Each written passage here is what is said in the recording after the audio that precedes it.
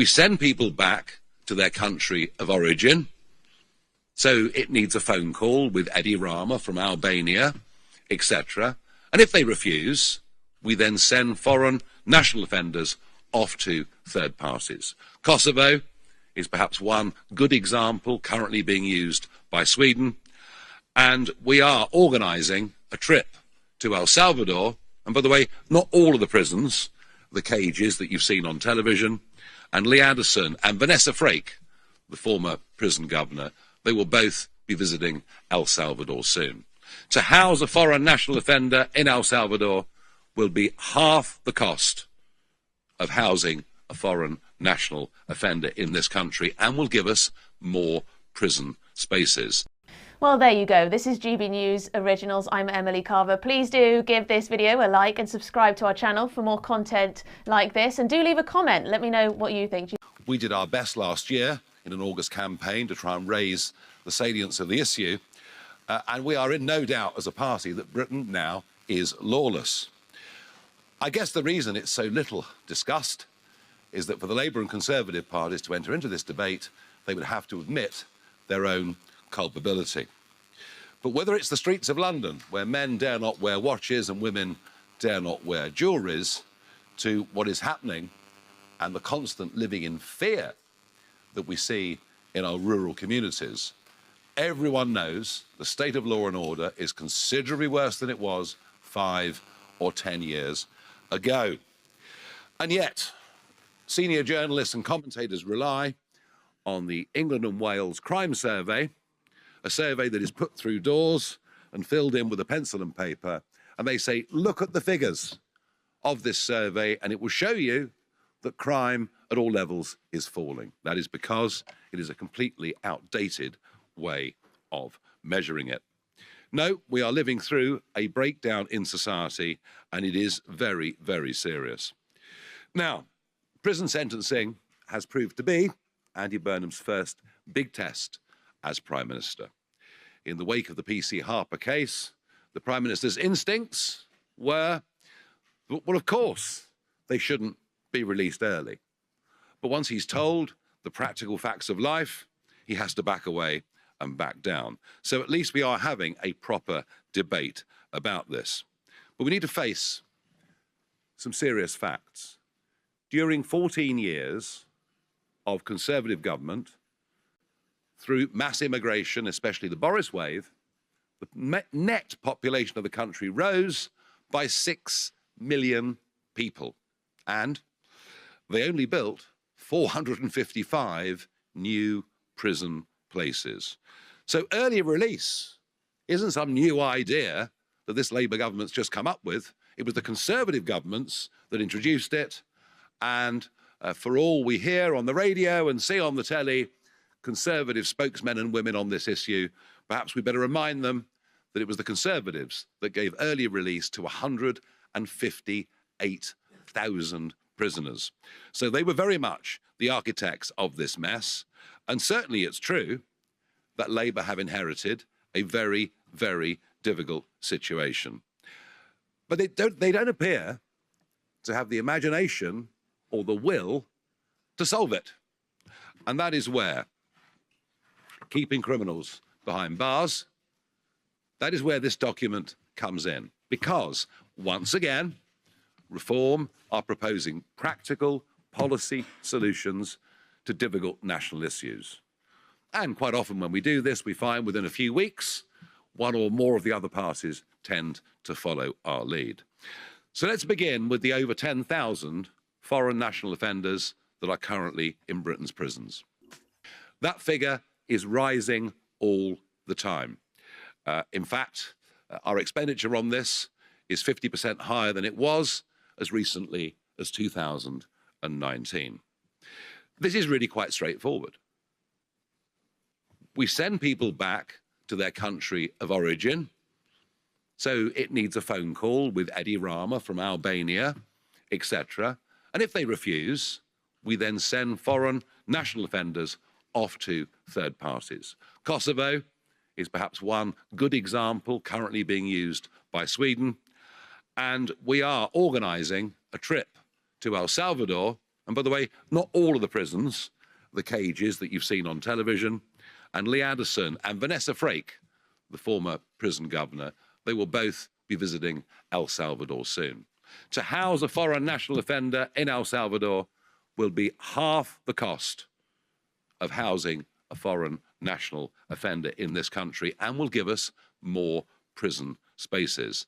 Add to that a concept that we did announce last year, but perhaps bears repetition, the concept of Nightingale prisons. We did it during the pandemic with Nightingale hospitals, and we're confident and we believe we can have 12,000 Nightingale hospital places within the first 18 months of a reform government. Underpinning this are some basic principles: that dangerous criminals must serve their full term. The public demands nothing less. That crimes such as child rape deserve full life sentences. And lower down the scale, because of Labour's recent legislation, anybody that is given a prison sentence of less than a year is now highly unlikely to serve any prison time at all, which is frankly opening the door to shoplifting and lower levels of burglary. And we insist that every single shoplifting incident should be prosecuted. And you know, there are big benefits in keeping serial criminals behind bars. Sweden have a comprehensive survey showing that 60% of violent crime in Sweden is committed by 1% of the population. And the figures in this country are not dissimilar. Repeated criminals, those who cannot be rehabilitated, and by the way, we would all say for first-time offenders, every attempt should be made within prisons to educate and rehabilitate. But when people pass beyond that measure, the never-ending cycle of causing violence and distress to others, of going to prison, of serving a third or 40% of a sentence, and then coming out and doing it again, is having a very, very grievous effect on large numbers of people in society. Prison is there in the first case to rehabilitate, but in the second, it's there to punish, and in the third, it's there to protect the rest of society. So I commend keeping criminals behind bars, and I would ask Sia Youssef to give us more details. Thank you. Reform UK's radical prison plan. The battle for Britain's streets. Welcome back to Britain Underneath, the home for hard-hitting analysis on the decisions shaping the future of the United Kingdom. Before we unravel the latest political earthquake, take a brief moment to make sure you are subscribed to the channel and that your notifications are turned on. Every single subscription genuinely helps this platform grow, providing you with high-quality, independent analysis on British politics that you will not find in the mainstream media. Take a breath, stay informed, and let us dive straight into today's deep dive. The United Kingdom finds itself at a profound, uncomfortable crossroad regarding law, order, and public safety. For years, the general public has felt a subtle but persistent shift in the atmosphere of our towns, cities, and rural communities. Street crime has become an everyday concern. High street businesses face unprecedented levels of shoplifting, and violent offenders frequently find themselves released back onto the streets far earlier than the sentences handed down by judges would imply. Against this backdrop of growing public unease, political debate around justice has reached a boiling point. The narrative coming from major political parties often revolves around managing a crisis rather than solving it, pointing to systemic shortages and historical failures to justify unprecedented measures. At the absolute centre of this storm is the crisis within the British prison estate. Over the last decade and a half, the disparity between the growing population and the infrastructure built to support the justice system has reached a breaking point. While millions of new residents have joined the national population, the actual number of new prison places constructed has remained remarkably negligible. The result is a system operating at near total capacity, forcing government officials into a corner where early release schemes are no longer viewed as an exception, but as an operational necessity. To the average citizen, however, the early release of individuals convicted of serious offences feels like a breakdown of the basic social contract between the state and the people it is sworn to protect.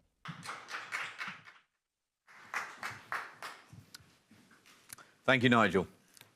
Britain's justice system is broken, and reform will fix it.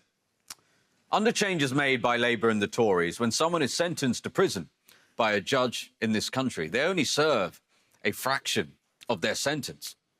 A reform government will reverse Burnham's soft on-crime changes to ensure that dangerous criminals serve the entirety of their prison sentence. We will deport foreign criminals to serve their sentences abroad rather than in British soil, and rapidly build Nightingale prisons to create the necessary prison capacity. For proof of just how broken Britain's justice system is, look no further than the fact that the killers of Police Constable Andrew Harper are about to be released early from jail.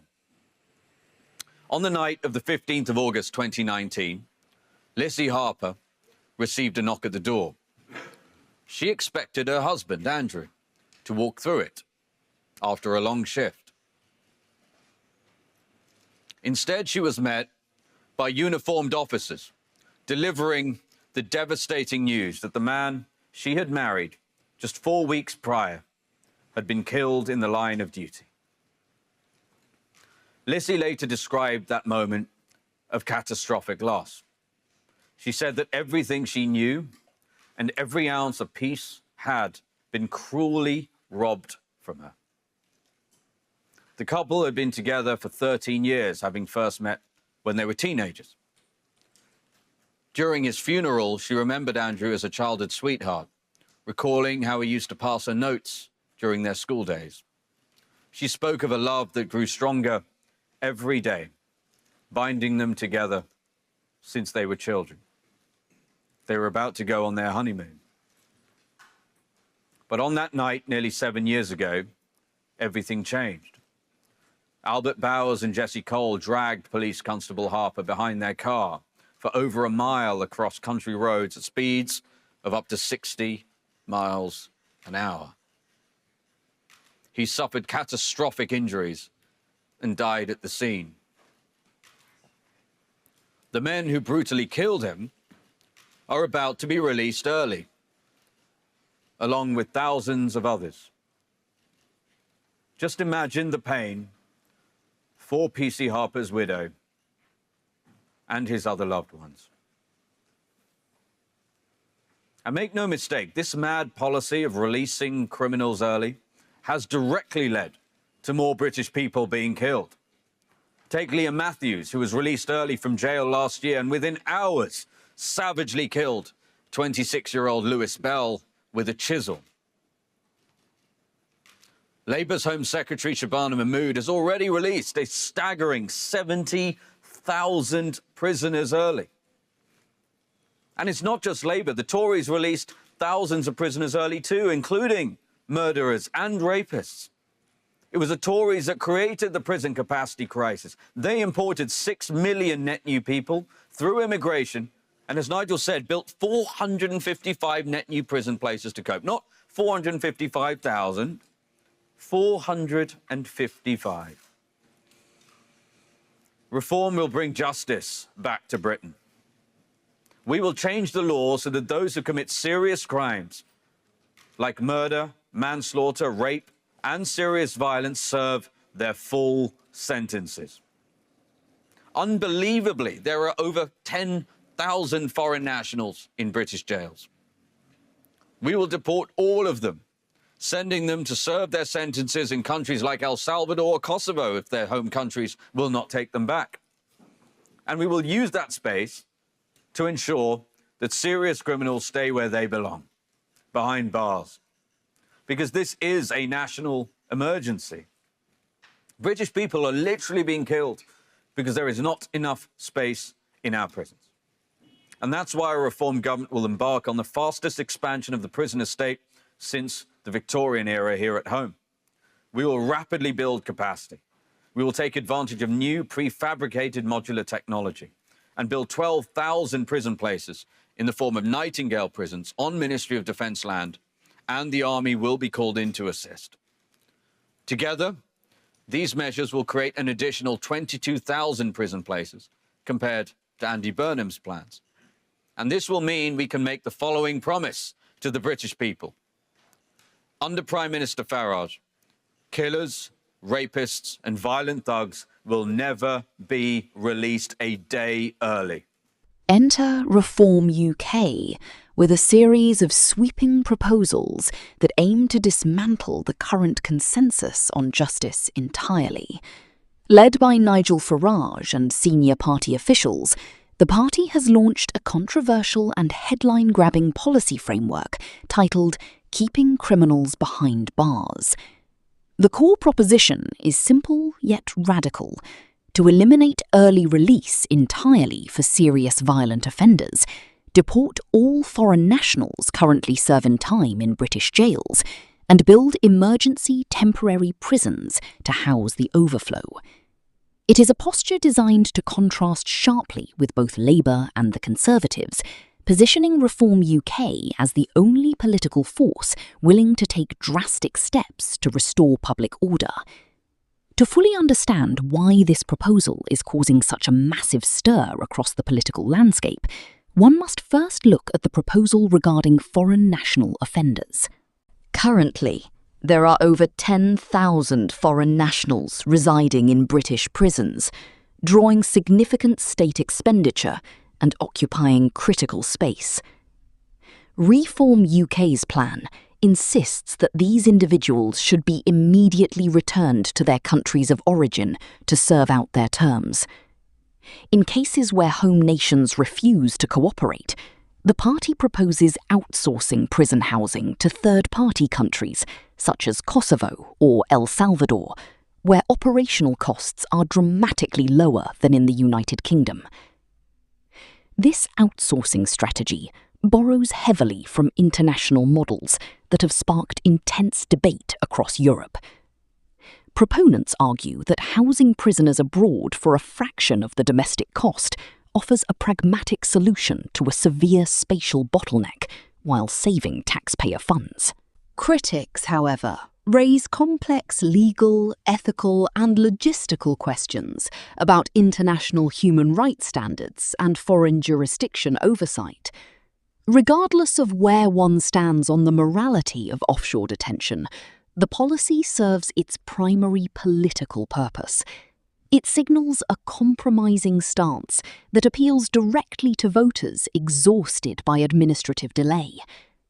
If you appreciate detailed, balanced breakdowns of British current affairs like this, please take a second to hit the subscribe button right now.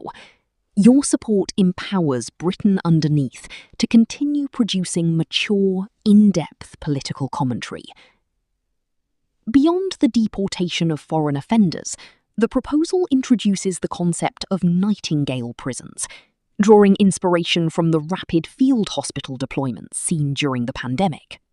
Reform UK envisions erecting prefabricated modular prison units on Ministry of Defence land within 18 months, utilising military assistance to accelerate construction. The ambition is to add over 12,000 new prison places rapidly, effectively doubling down on custodial punishment as the primary deterrent for criminal behaviour. This expansion is designed to ensure that judges can once again hand down short-term sentences for lower-level crimes like shoplifting and burglary, reversing recent legislative moves that effectively decriminalised non-violent offences under 12 months. The political framing around this initiative is sharp, intentionally targeting the records of both main political parties. Reform UK points out that early release schemes were not invented overnight by the current Labour government, but were in fact introduced and expanded under 14 years of Conservative rule. By highlighting that previous administrations allowed tens of thousands of prisoners out before their full terms were served, Reform UK seeks to trap both Labour and the Conservatives in a shared narrative of institutional negligence. In doing so, they present themselves as the sole political entity prioritising public safety over administrative convenience. However, implementation of such a radical overhaul faces formidable challenges. Constructing vast modular facilities requires immense financial capital, streamlined planning permissions, and, above all, thousands of newly trained prison officers to maintain security and order. Detractors point out that building physical structures is only half the battle. Managing a rapidly expanding prison population requires a robust workforce that the current justice sector struggles to recruit and retain. Furthermore, legal scholars caution that mandatory full-term sentences, without the possibility of earned parole, could reduce incentives for good behaviour within prisons, creating volatile environments for staff. Despite these operational hurdles, the public appetite for decisive action on crime remains exceptionally strong. Many citizens view the early release of offenders, particularly those involved in high-profile cases resulting in loss of life or severe physical harm, as an insult to victims and their families. The emotional resonance of these cases cannot be overstated, and political movements that directly address this grief tend to build powerful momentum. By explicitly tying their policy proposals to real-world consequences suffered by victims of crime, Reform UK has tapped into a vein of national frustration that traditional political rhetoric has failed to reassure. As the political debate deepens, the broader question for the country becomes what kind of justice system it truly wants and is willing to fund. Should the focus remain on rehabilitation and community-based intervention to reduce reoffending rates?